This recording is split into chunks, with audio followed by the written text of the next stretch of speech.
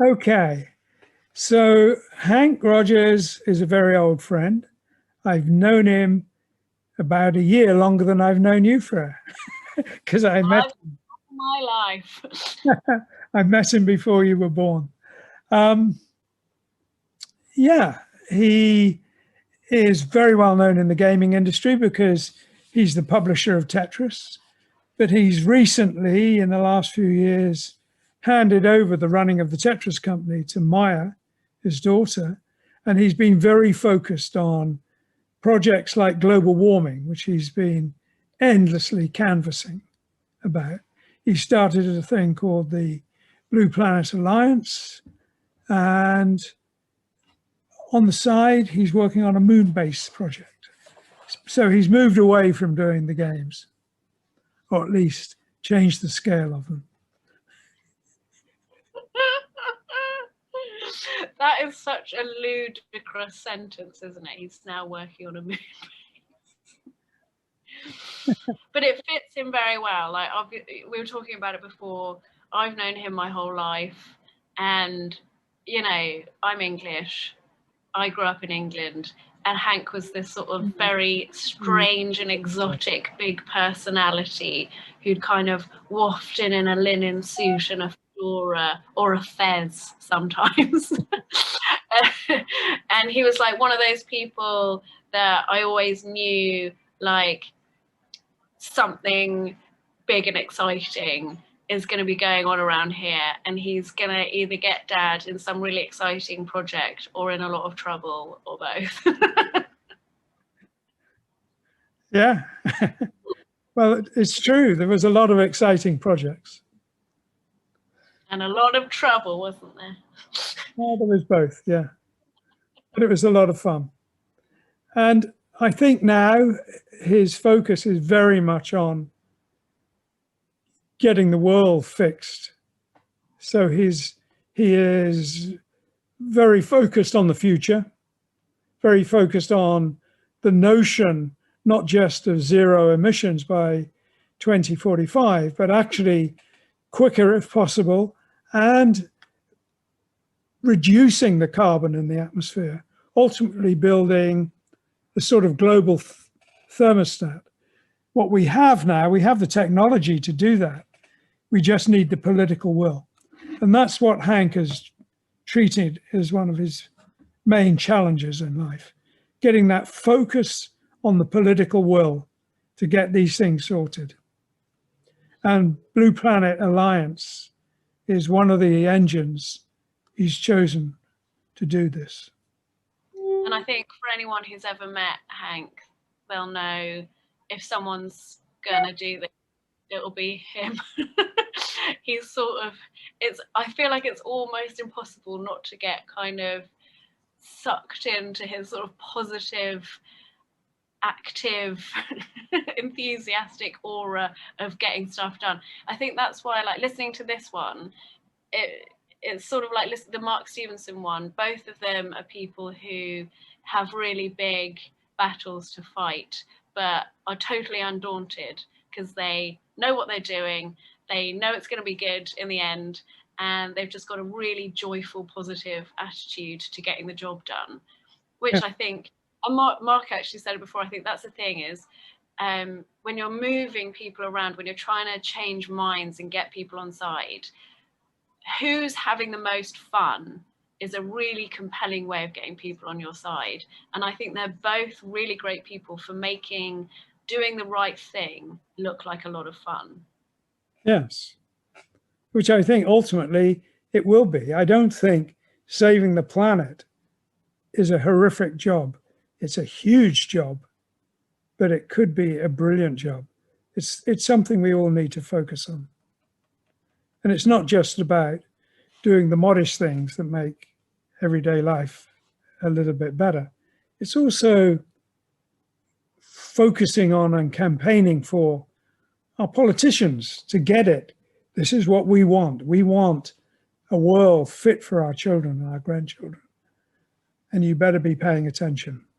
And actually, what they're both very good at as well is not letting anyone get away with anything. Yeah. anyone's doing anything that seems sort of hypocritical or lackadaisical or like they're immovable, they're very quick to be like, no, I'm not having this. There's no good reason we don't do this. Get on board. Yes. Oh, that's true. That's true. He has a great positive energy about him. Anyway, you can see for yourselves, because we talked for quite a long time. We might even split this into 2 talks because it was such a long talk.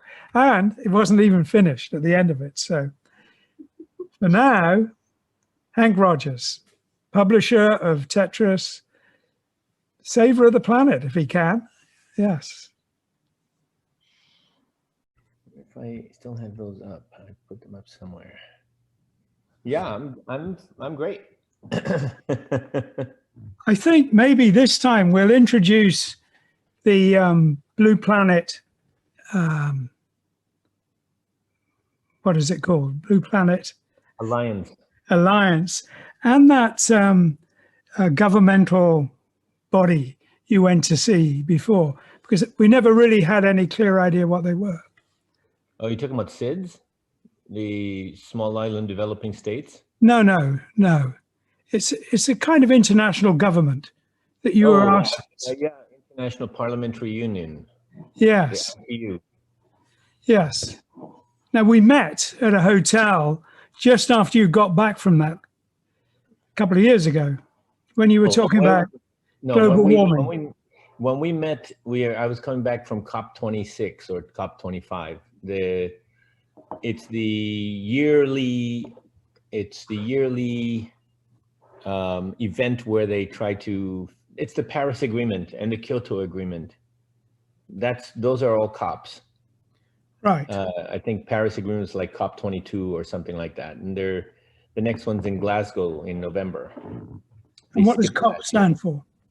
It's the Conference of Parties. That's what it stands for. It means nothing, actually, but it's United Nations. The United Nations, all the countries get together and try to figure out how to solve global warming. Right. So that's COP24. So what was the thing that where you talked about global warming to a parliamentary group? Yeah, so that was the IPU. That's in Geneva, but I don't think I came to see you after that. I was in Geneva and I gave a speech. Yes, you did come.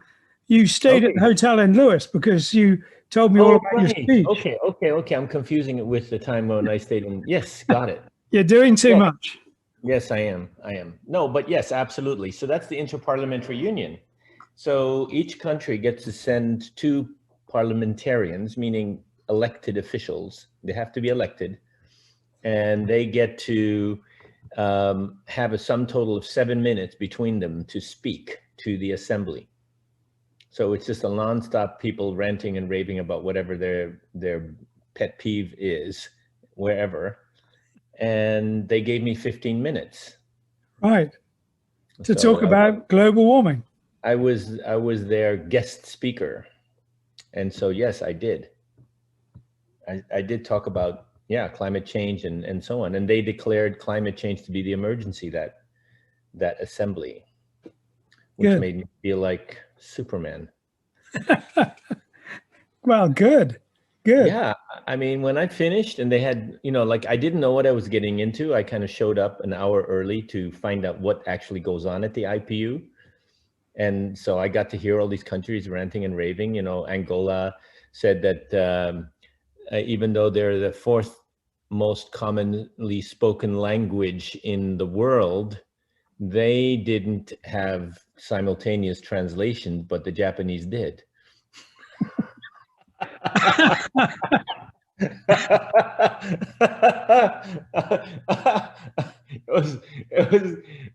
It was like amazing. And then at the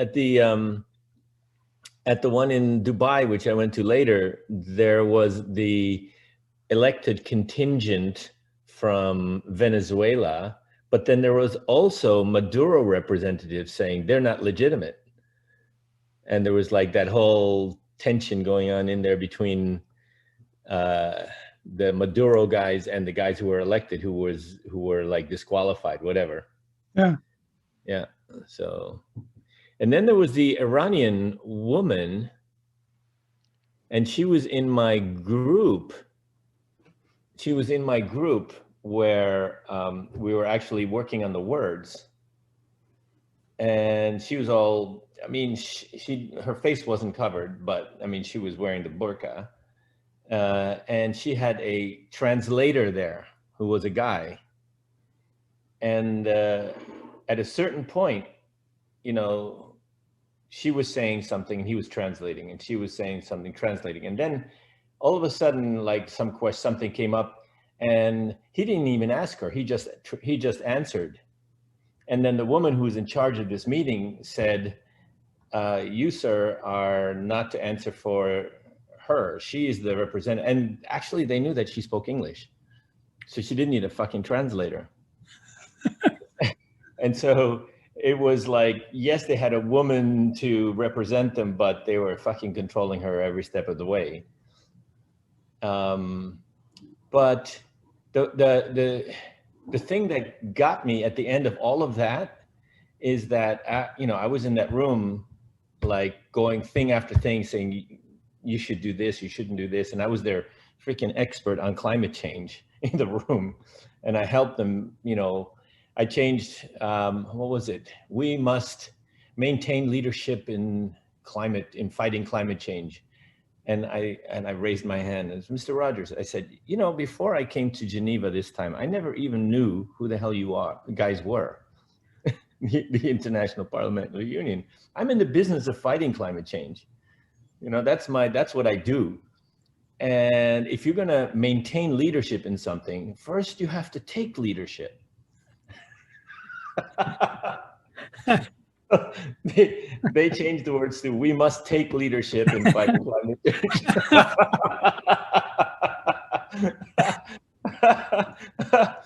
Again, I felt like Superman. That was the next day. They asked me in to help them, you know, fix the draft resolution and you know, get through and then we did a crawl through this and document which they were going to release.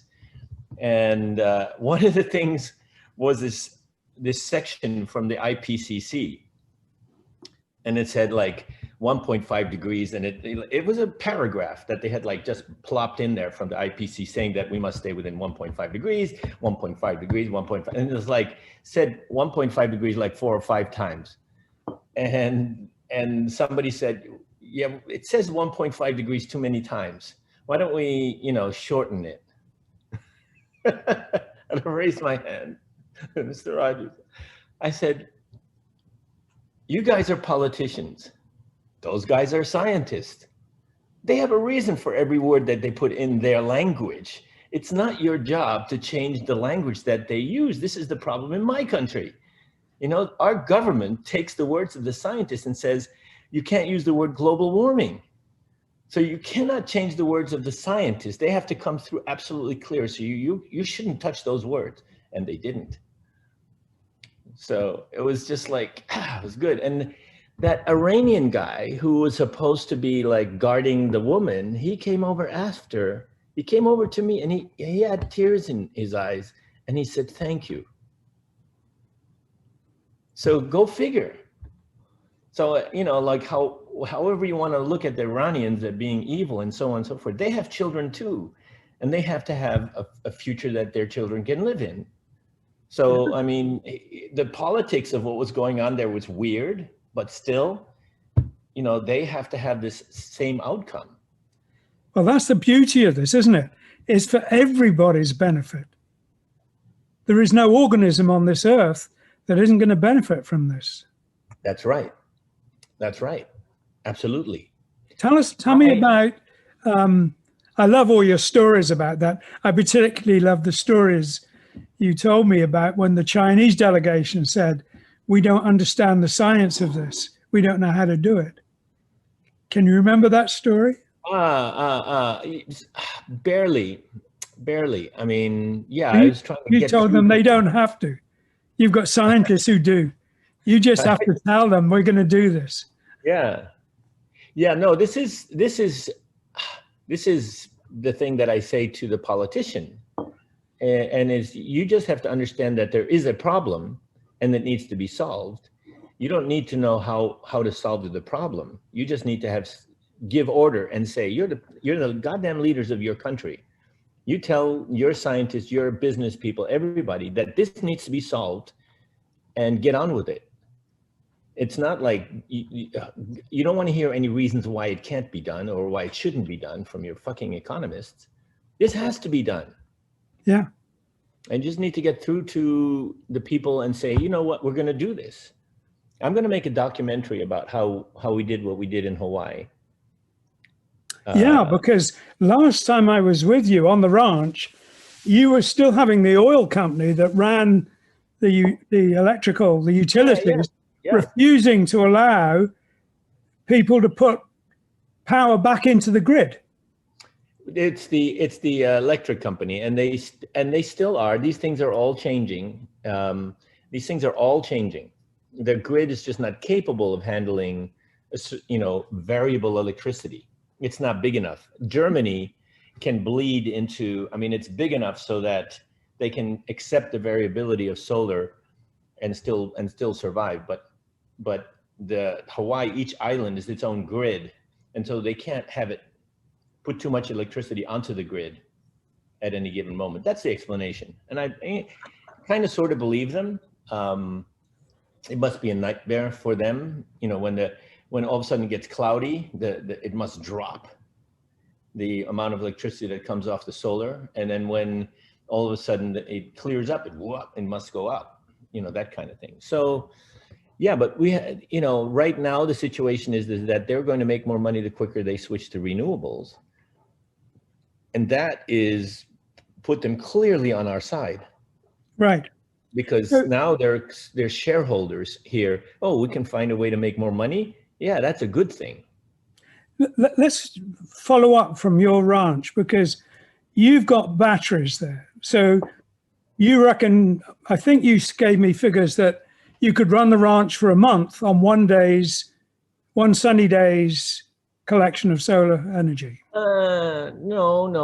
No, because we size the solar array so that it basically collects enough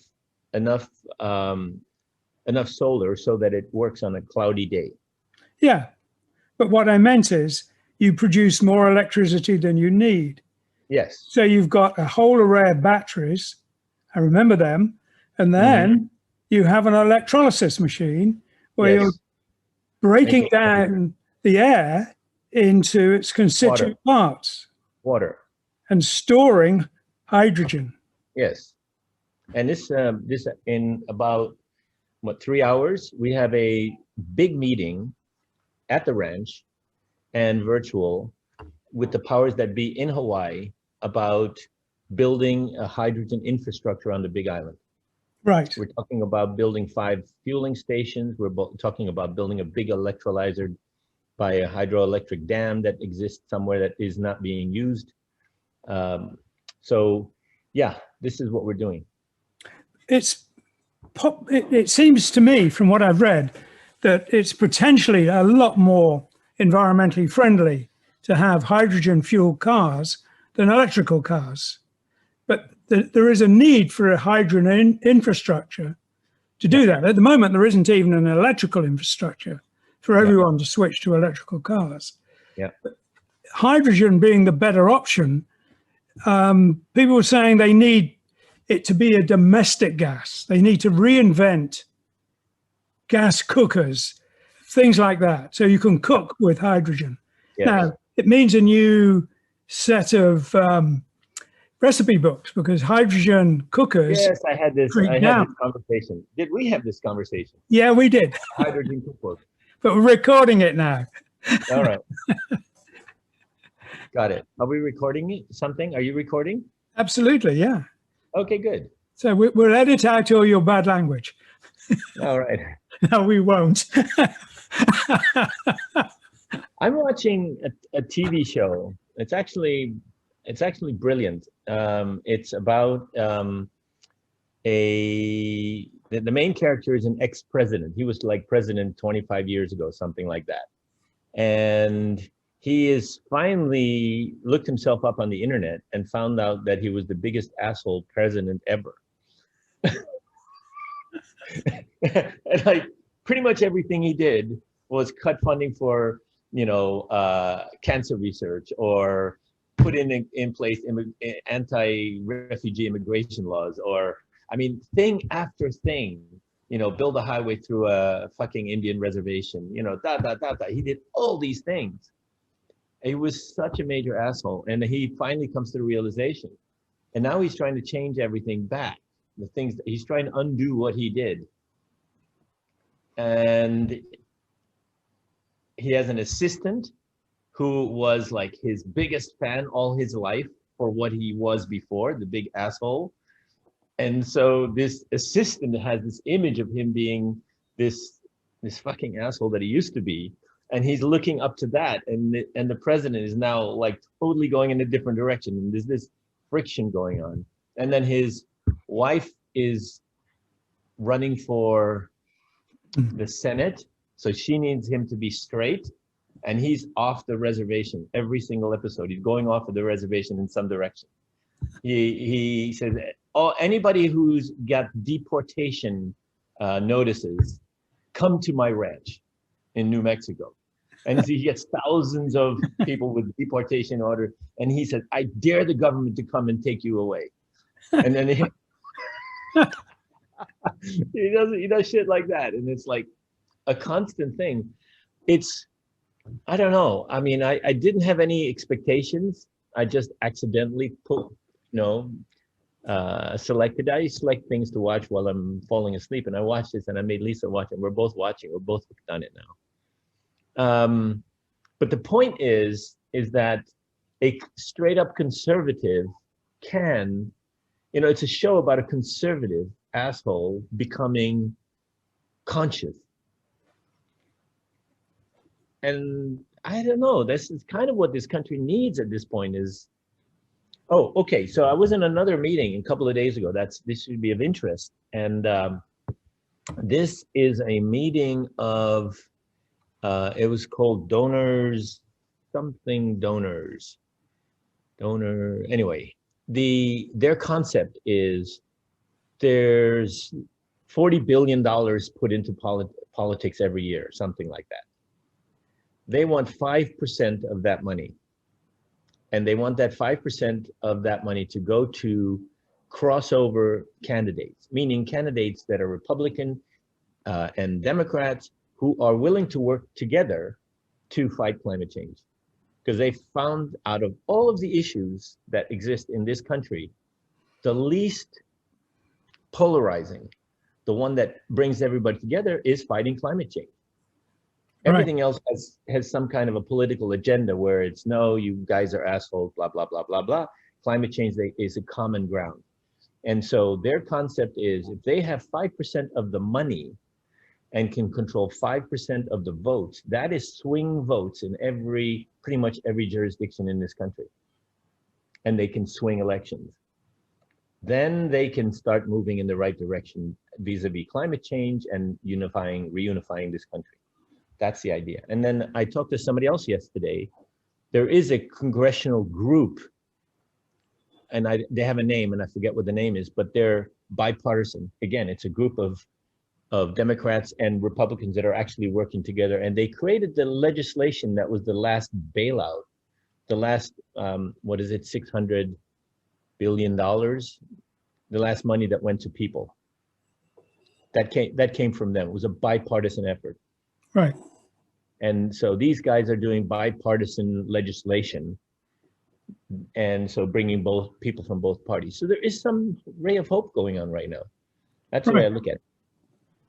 Well, it seems to me that a future where things like climate change have been sorted and, pollution, all those big issues that make the world a mess could be sorted is actually attainable with technology we have now. Yeah, absolutely. You just got to motivate people into applying it. Well, that's kind of what I'm doing with the app that I want to build. With the is what you want to build? an app. It's an application. It's Right. they I call know the what an app is. Store. Sorry. Okay. But is that to do with the Blue Planet Alliance? Yes. So the tell us about the Blue Planet Alliance first, because you've just made an announcement. Right. So the Blue Planet Alliance is an organization. I set up shop in New York, 777 UN Plaza. So I'm probably moving to New York. It's just a desk right now. I mean, we're starting small. It's just an address, but it gives me access to all of the NGOs that are working with the United Nations, first of all, that are in that building, and there's probably more than 100 in that building. Right. And it also gives me access to the United Nations. It means I get to attend UN events, I get to meet ambassadors, all that kind of stuff. I get to go to COP and be in the room. So that's the top-down approach. And what we're doing with the top-down approach is we are starting with the small island developing states, the SIDS countries. There are 57 of them. We've got an MOU, a Memorandum of Understanding, in the works with them to help them establish mandates. Mandate of 100% by 2045 or 2040 or whatever it is, a mandate. And basically we want it to be the Hawaii model. We want them to have a mandate and then figure out how to achieve the mandate. Not make a mandate that's unrealistic and unrealizable, like the one they had in Aruba, which they're failing at right now. There's a number of places that have a mandate, that had a mandate for 100% by 2020, and they're just nowhere near those mandates. And the reason is it's unrealistic. They didn't actually ask their utility, how are we going to do this? They basically told their utility, this has got to be done. But that's what you advised earlier. You said to your politicians, you're the politicians, you tell the scientists. I know, but the utility will say, if you say, can you go 100% renewable by 2100? The utility says, sure, no problem. There isn't anybody at the utility who's still going to be alive in 2100. So how about 2050? Yeah, we can probably do 2050. 2025, no, that's a problem. I mean, even like not understanding what's going on, they can say that they can agree to a date in the future by which, yes, we can actually achieve this. But and this is what you want them to say is, we could achieve this, but we require this switch in technologies to do it.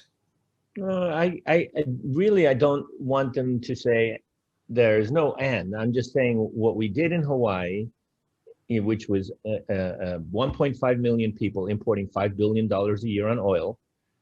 What we said to them is, we want that to end, and we're on track to ending it. And we didn't know how, and they didn't know how we were going to achieve this in the beginning, but now we know. First of all, we changed the incentive by making sure that they make more money when they switch to renewables. That's one. That's the incentive in the right place. And that is the, what was the other thing? Gosh, I'm in the middle of a speech and I lost my train of thought. Basically, we gave them and they came out, and as a result of this, they came up with an RFP, a request for proposal for 800 megawatts of renewable energy last year. That's half of Hawaii. So now people are proposing energy projects to them that's going to total 800 megawatts. They're choosing between these wind and solar and whatever. That's half of Hawaii. And you're using the heat of the volcanoes in that equation as well, right? So I recently had another conversation. This is geothermal, and it's something like, it's ridiculous. It's ridiculous. There was so much noise around the establishment and the post-establishment of the existing geothermal plant, which is only 36 megawatts, which is, 15% of the Big Island. 15% of the Big Island. And there was so much native noise that everybody is gun shy. They have this thing called an environmental impact statement. And that's before you do a project, you have to ask the people, is it okay for us to do this project?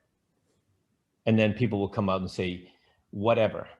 And the noise was so loud on the last one that they completely became gun shy. And now, so if you want to do a 30 megawatt geothermal plant, they say the potential for this plant could be that it could be 200 megawatts. So I want you to do an EIS for 200 megawatts.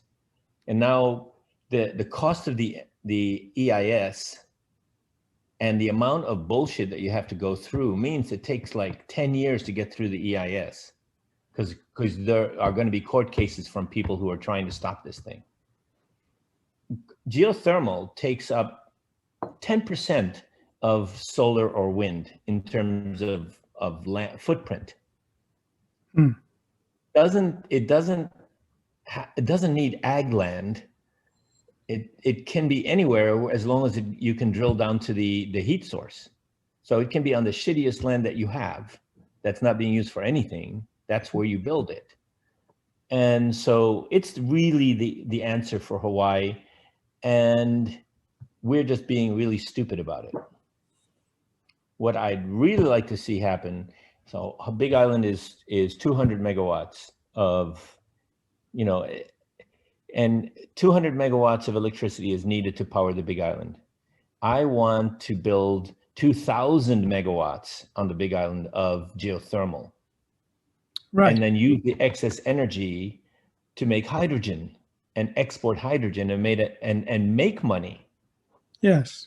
Exporting the hydrogen. You can export it to other parts of Hawaii. You could export it to Japan. Well, there are other countries that could do this. I mean, Iceland is an example that doesn't have the same religious problems about geothermal. Right. Because it is what you're talking about. It's essentially a religious problem. Right. Right. So Iceland, the history of Iceland is they're 300,000 people, not 200. So they're just 50% more than the Big Island of Hawaii. And their problem was something like 200 megawatts, and they built 2 gigawatts of geothermal and hydro. And they had the cheapest, at the end of the day, they had the cheapest electricity in Europe. And so they took that and made the most energy hog industry in Europe. And they took that over, which is the smelting of aluminum. Right. They took over the aluminum business. So what the hell? I mean, how can you have an island in the middle of the Atlantic become the biggest producer of aluminum in Europe? Aluminium, sorry. Whatever, each works. Yeah, and so, I mean, that was vision. Somebody had vision. This is in the 70s. Right. You know, so Reykjavik used to burn coal, and if you look at the old pictures, you see this cloud of coal dust floating over Reykjavik, and it was just nasty, and people had all the respiratory illnesses that go along with, you know, like London in the old days. And now it's absolutely clean. There's not a cloud in the sky. They use the hot water from the geothermal directly, by the way. They don't just only make electricity out of it. So from this plant, and I think it's like 20 kilometers, they take and they move hot water to Reykjavik. Right. And they have heat exchangers. So they don't exactly use the water that comes out of the ground. They heat up water in Reykjavik. They've got these massive, on the hill above Reykjavik, they have these massive tanks. And they're so huge that there's a restaurant on top of them. You know, that's how big it is. And that hot water gets distributed for heating and hot water throughout Reykjavik. So they have centralized heating and centralized hot water. That's geothermal. I mean, potentially, and it can't be far away because the technology exists. We could be living in a world where there is pretty much unlimited energy. Yeah, this is the thing this is the thing that is like crazy about the situation is we get so much solar energy on this planet every single day, and it comes to us in the form of wind and solar, because wind energy is all solar energy. It's hot, it's air being heated up and moving around because of solar. We've got so much energy landing on this planet. It's ridiculous, and we use fossil fuel to cool our buildings to fight against this energy that's landing on them. It's like, you have got to be fucking kidding me. It's so ridiculous. I mean, that's the situation, yes. That is absolutely situation. And yes, all the technology is here, but there's a lot of inertia behind the existing technologies. We just cut the Keystone Pipeline. Yeah. Tell us about that. So the Keystone Pipeline, and they were fighting against this. The natives were fighting because they were dragging this thing through by native lands and potentially messing up their aquifer if it leaks. And these things leak all the time. This is a pipeline that goes from Canada, from Alberta, where they're planning to use the tar sands of Alberta and squeeze the oil out of the tar sands. It takes as much energy as you get out of the oil to squeeze it out of the tar sand. So you're using half the energy to get it out of the ground, so to speak. And the way tar sand works is you scrape the forest off a large section of land, and you expose the tar sands, and then you freaking mine them. It's open pit mining for oil. I had a conversation with a paleontologist about dinosaurs once, and I said, we can only guess at their colors. And she said, not necessarily, because in the Alberta tar pits, they're finding 70 million year old trees with leaves that are still flexible. Wow. And I said, does that mean you'll find dinosaurs, with their bodies still intact? And she said, well, you can be sure of one thing.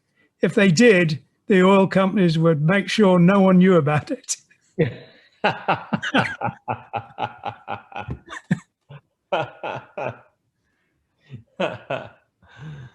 Yeah, exactly.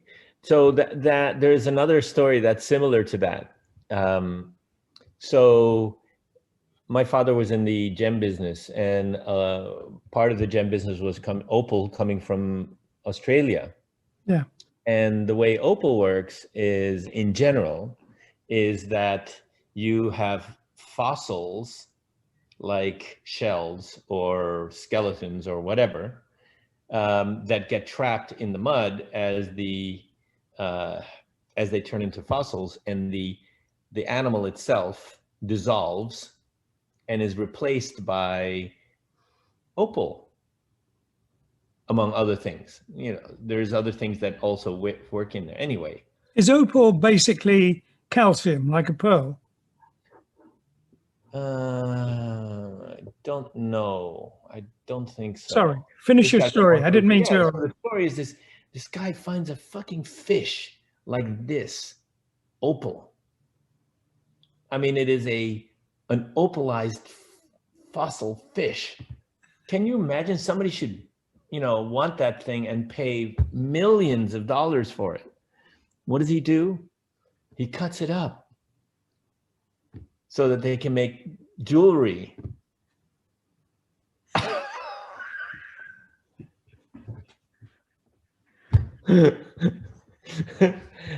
How horrible is that? That is, he's probably found the most precious thing ever, and he just cuts it up like, oh, well, there's opal in there. Yes. Ouch. He used to bring me shells, like opalized shells that were part opal and part something else, and I used to polish the opal bits, so you'd have a shell that had part opal, and the rest of it was still the shell, the fossil of the shell. Yeah. So the idea was to make fossil jewelry. I thought it was a good idea. I mean, you know, preserve the fossil part of it, and just, yeah, it was carving, and to carve the, anyway. Yeah, so where were we? Well, tell me more about the Blue Planet Alliance. Who have you got on board? Where is it now? Okay, so so I told you about the top-down approach, which is to get countries to have mandates and Yeah. work with the United Nations. So, but the United Nations has proven to be nice but ineffective. Nobody's on the Paris Agreement. Nobody's within the 2 degrees that we need to save our asses. And the IPCC has since come out and said, you know, 2 degrees isn't enough. We need to stay within 1.5 degrees or we're screwed. And so we're not even on track for 2%, I mean, 2 degrees. So first of all, I think that 2 degrees or 1.5 degrees is just an ununderstandable goal for ordinary people. Yeah. Like, what can I do to stay within 2 degrees? What does it mean to me? It doesn't mean anything to me. Well, 2 degrees could happen naturally. I don't know that. I'm not a scientist. I mean, this is all science gobbledygook talk. And so trying to get politicians to enforce staying within 2 degrees is really hard, because you got to do dozens of things. And so I really want them to focus on energy and waste and so on. This is what I want them to focus on. But the problem is United Nations isn't going to get it done. And so I'm thinking, how is it going to get done? Who is going to actually do this? And the answer is the people are going to do this. So instead of the United Nations, we have to work with the United People. And how do we get them to change things? And so what I come from the game world. So the app that I'm creating is like a Yelp. Have you used Yelp before? No. Okay. Yelp is, I want to go and have dinner, and you go to Yelp, and then basically you say Italian, and then it lists all the Italian restaurants in your within like walking or driving distance of where you are.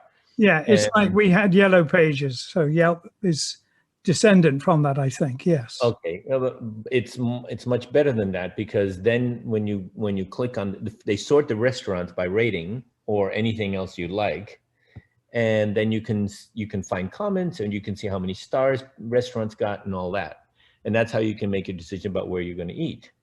And it tells you whether it's cheap or medium or expensive or like ridiculously expensive. Those are the 4 categories. Anyway, you get this information. I want to do that for things to do, because people, whenever I talk, at the end of when I talk to them, they come up to me and say, what can I do? They're motivated. Yes, I want to do something. What can I do? And my answer is always, I'm sorry, but I don't know you. I know what I can do. I can get up on the stage and try to convince you to do something, but what it is that you can do, only you can answer that.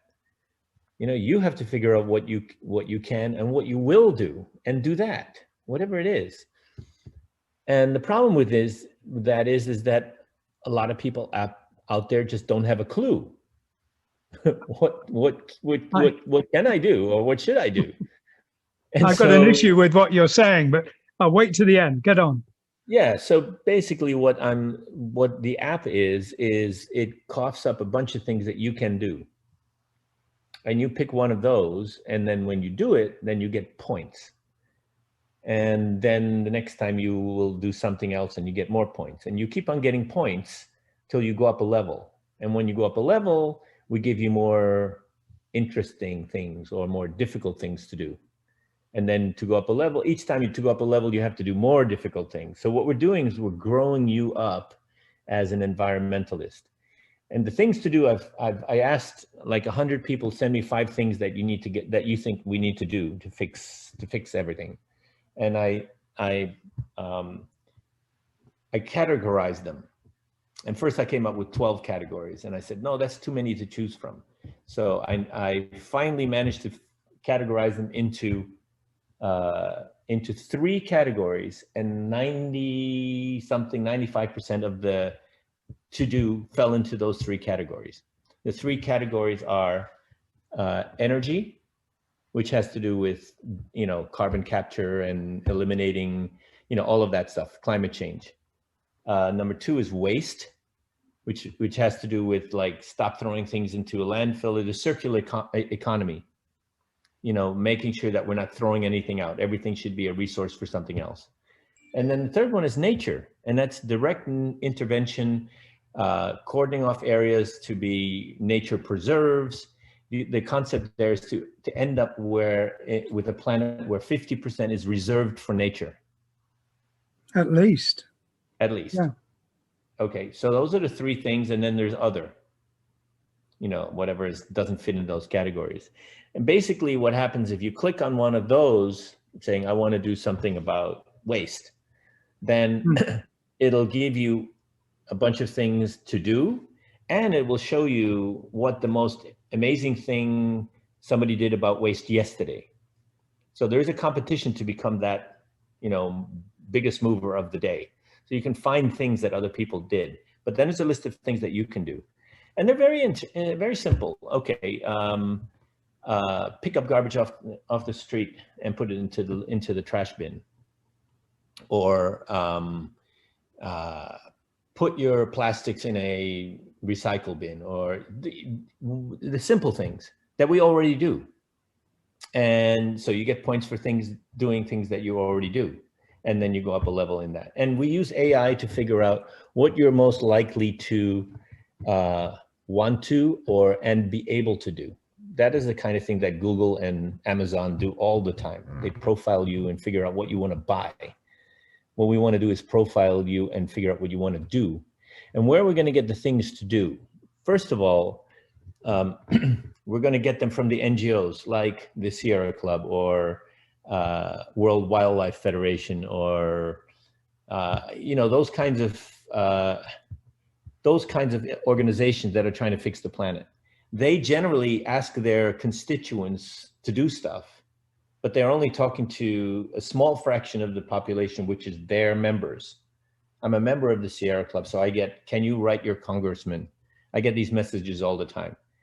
I've never done this, so they have no way of knowing that sending that message to me has an effect or not. They just keep on, and it's annoying, frankly speaking.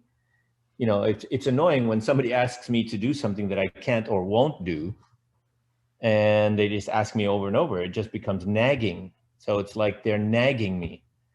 What needs to happen is that message, write your congressman, needs to go out to everybody. And it's specifically to those people who are good at writing letters to their congressperson. That's who they need to reach. And that's how the app will work, because the app will know that you're a writer because you've chosen write something before, and you'll get more of those kinds of things. So one is the NGOs, but the other way is just simply crowdsourcing, meaning some scientist or some person will come up with something. And here's the interesting part. A celebrity like Leonardo DiCaprio will look and find something, and he says, yes, I want that done. And he will say to his fans, can you do this? And then when his fans do it, not only do they get points, but he gets points.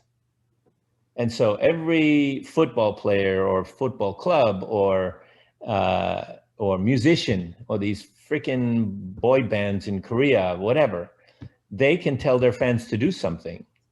There's this boy band, it's BST, and when Black Lives Matter movement happened after Floyd got shot by the police, they contributed $1 million to the Black Lives Matter movement.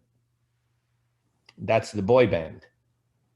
Their fans collectively also put up $1 million for Black Lives Matter. So they managed to not only do it themselves, but move their fans to do it. And so that is what I'm looking for. I'm looking for celebrities. I'm looking for people who get people to do things, to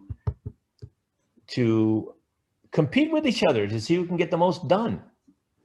I think we ought to talk about this too, because one of the things that's been on my mind a lot is if you could show people a future where things worked, but that is attainable now from existing technologies, not just cutting back on the carbon levels to, 0 by 2045, but